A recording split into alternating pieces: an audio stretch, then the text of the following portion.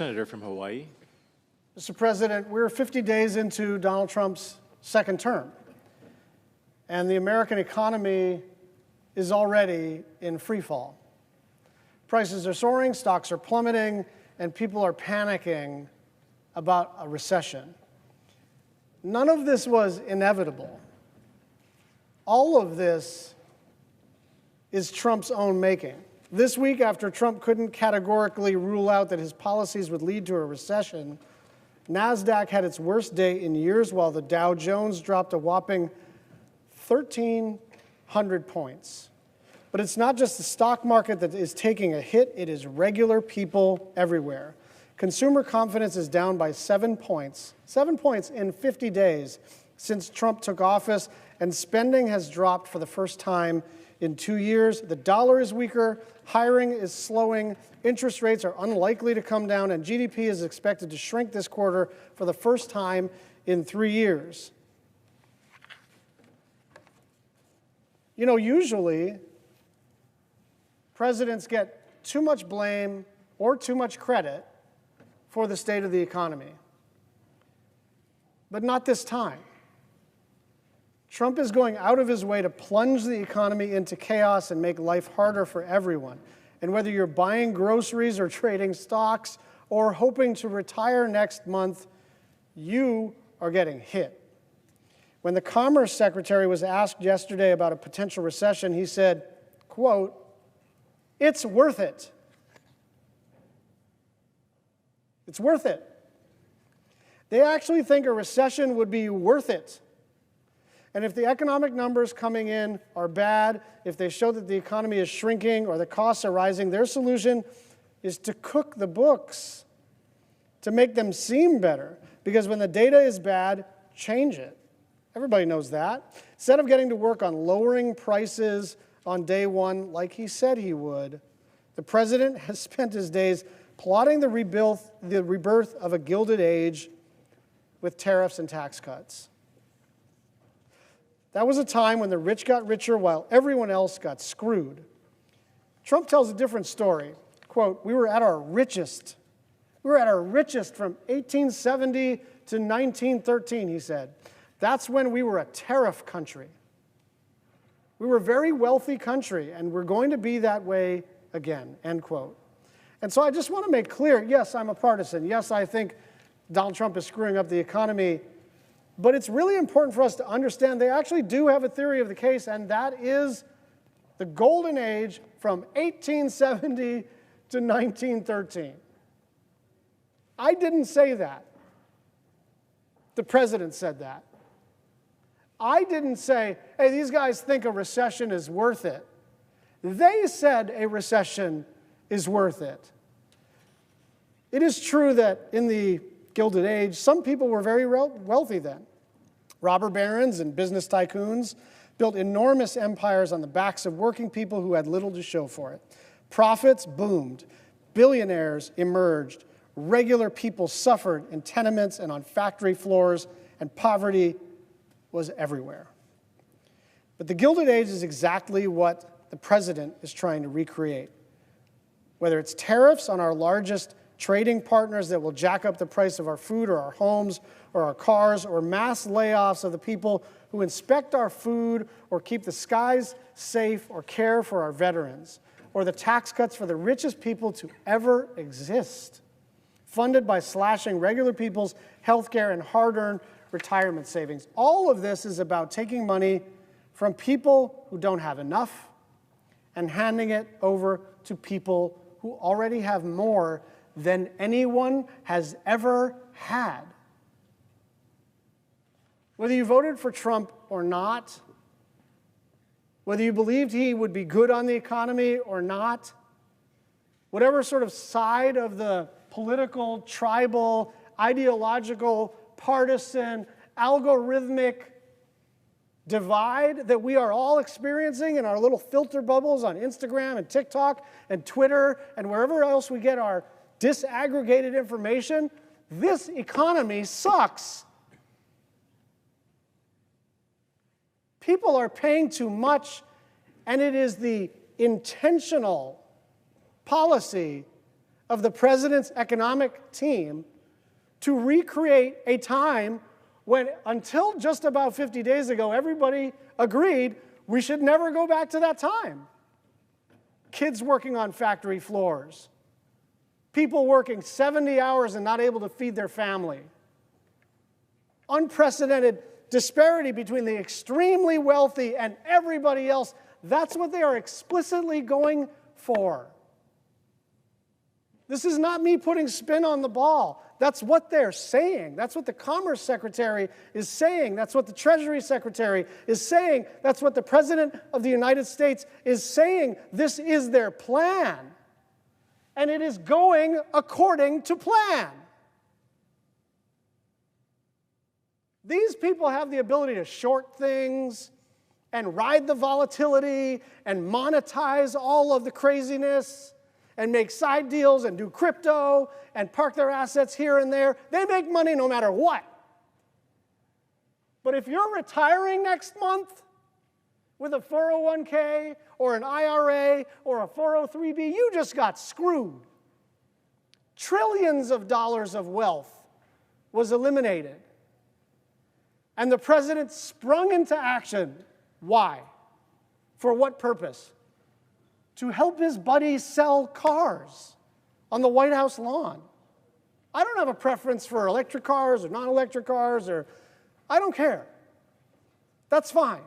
But what a weird thing to spring into action about when everybody's getting kicked in the face economically except his buddies. Mr. President, I ask unanimous consent that the following remarks appear in a different part of the journal. Without objection.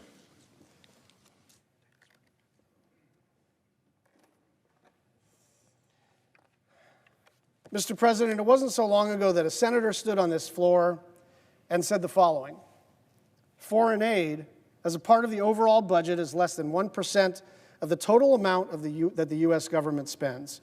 I promise you, it is going to be a lot harder to recruit someone to anti-Americanism and anti-American terrorism if the United States of America is the reason one is even alive today, end quote. The person who said that was not me. It wasn't another Democrat. It was then Senator, now Secretary of State, Marco Rubio. As a member of the Senate Foreign Relations Committee, Marco Rubio was one of the strongest supporters of foreign aid, and specifically the United States Agency for International Development, or USAID. He introduced bills to leverage USAID to fight human trafficking, advance women's economic empowerment, and reduce violence globally. He called on the agency to, among other things, provide humanitarian relief in Colombia, support free and fair elections in Burma, promote internet freedom in Cuba, advance democratic values in the Indo-Pacific. And speaking in 2018, he said, quote, "Anybody who tells you that we can slash foreign aid and that will bring us to balance is lying to you. It's just not true." And so to witness the evisceration of USAID and foreign aid more broadly under his leadership as Secretary of State and acting administrator of USAID has been honestly shocking. This is someone who just 2 months ago was confirmed by the Senate 99-0. He is someone who throughout his time in the Senate believed in the power and the jurisdiction of this institution. Someone who, while we disagreed on policy a lot, consistently showed moral clarity on the basic belief that America ought to be on the side of the good guys, on the side of democracy and freedom. But he has sidestepped Congress at every turn on this issue. As the lead Democrat on the Senate Appropriations Committee overseeing funding for foreign and national security policy, I've been working with my colleagues to press Secretary Rubio publicly and privately for answers. We've sent numerous letters with dozens of questions, virtually all of which have gone unanswered. And these aren't out of the ordinary partisan gotcha questions. They are the normal things that your clerk from the Appropriations Subcommittee would say, like, hey, can you tell us what this is? And please inform us per the law. This is like normal, mundane, workaday correspondence, nothing. We're supposed to get notifications about changes, and we've gotten nothing. Then on Monday, 5 a.m. Eastern time, there's a tweet from him saying that the review of foreign aid that was supposed to take 90 days is now complete, and that 5,200 contracts are gone, 83% of the whole enterprise, and they'll consult with Congress about what remains. But the last part is not true. There has been no consultation with Congress at all during this process. There has to be, as a matter of law. And the Secretary ought to come to Congress and explain to us, not Pete Morocco,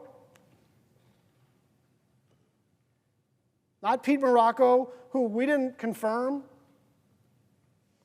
who most people in the public have never heard of, who is widely viewed as a controversial figure. He came in, closed-door briefing, 1 hour, and you know what? He had a hard stop, had to go at 11. You know what he did at 11? He went with federal marshals to another federal agency and barged in the door, and that was found to be illegal. That was his hard stop. He only had an hour to talk to members of the Senate Foreign Relations Committee because he had to get on to commandeering a building with federal marshals. As of today, we still have no idea which programs were cut and which still remain. They gave us a stack of programs, but it was like we were in a classified session, right? When you're in a classified session, they might give you paper, and then there's staff that politely but firmly take the paper back so you don't accidentally take a bunch of classified stuff out of the building. They acted like the stuff they're doing on appropriations is somehow top secret. It's not top secret. They just don't want anyone to know. We don't know how or even whether Secretary Rubio intends to reprogram the funds from the programs that were eliminated. And we're still waiting to hear how he intends to operate the remaining programs going forward. Weeks and months have passed, and we still don't even have the most basic information. Here's what we do know. We'll try to calm down here. Here's what we do know. Multiple laws are being violated at once. The Foreign Affairs Reform and Restructuring Act of 1998, which established USAID as an independent agency. The Impoundment Control Act, which says the president can't delay or refuse to spend funds Congress appropriates just because they have a different policy view. The Impoundment Control Act is not ambiguous.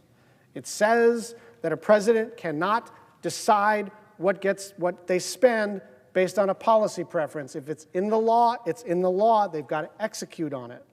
And if their opportunity to exercise their leverage as a separate and co-equal branch is to threaten to veto a bill if it has something they don't want to spend money on.